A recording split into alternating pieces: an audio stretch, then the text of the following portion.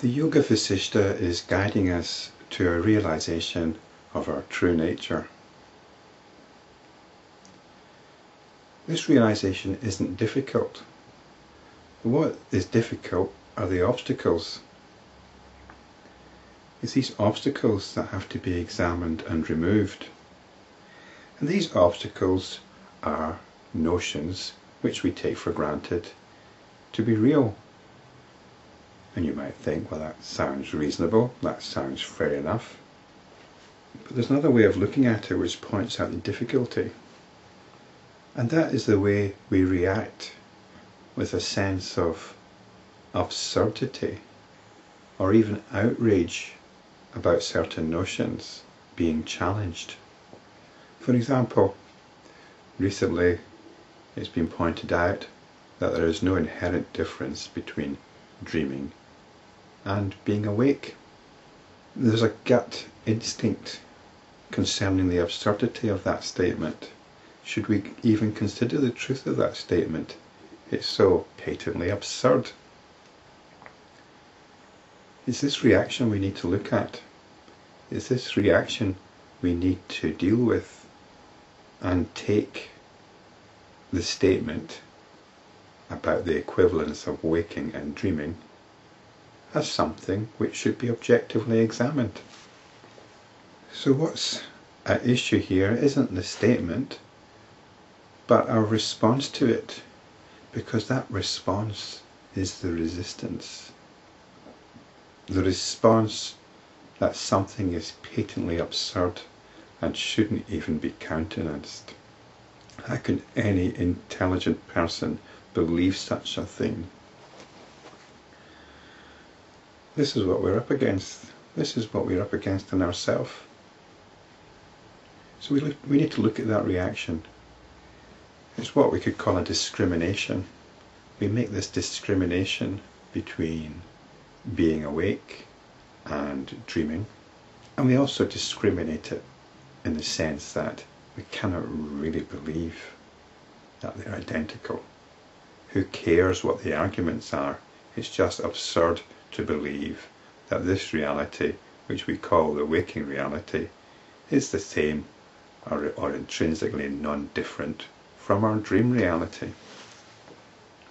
Are we capable of taking on board the possibility that this might be the case, that the dream reality is non-different from our waking reality? So not only should we look into these things, but we need to look into our response to these things. We need to look into our response to the reality of the body, or otherwise, or the reality of the external world, or otherwise. It's all notional, we're being told. Our body is notional. Physical reality is notional. Our individuality is notional. There's no intrinsic substance here. Don't take it on board as a belief. Look into it. Look into it. These are simply the results of looking into it. You can look into it. Maybe you'll find something different. Maybe you'll disagree. That's fine. All we're being encouraged to do here is look into it. Investigate it. Investigate what you mean by the word I, spelt with a capital I. And look into what you understand as the world by whatever means suit you.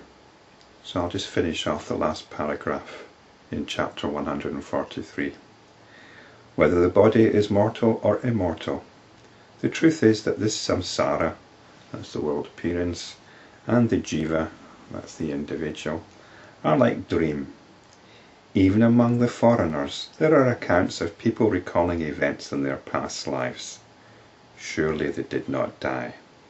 Thus the infinite consciousness which alone appears as all this is undying, unchanging, and eternal. So this is a rather weak argument here, but it probably had more force in the context in which it was first given. And this context was one which firmly assumed the existence of past lives. And so it's quite clear that consciousness is continuing from one life to the next. But we don't need to invoke the existence of past lives to realize this. What we can look into is the nature of time. Time. We think of time as something out there, but it's not. How can it be? Show me some time. Give me more time. Investigate the nature of time.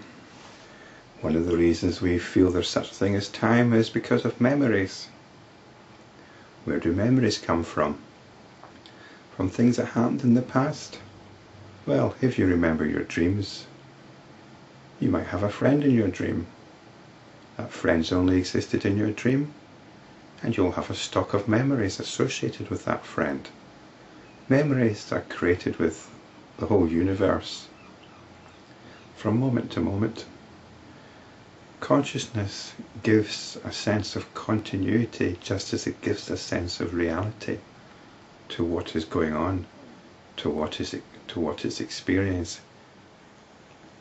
Consciousness gives a sense of reality to the notions it entertains. I'll possibly say more about that later on. The unmoving consciousness remains, appearing to be whatever notion arises in it here and there, what is truth and what is false. So let one experience bodies, actions, sorrow or pleasure as and when they arise, or let them all go. There is no meaning in all this. Let it be this way or that way. Let it be or not be. Give up this delusion and remain enlightened.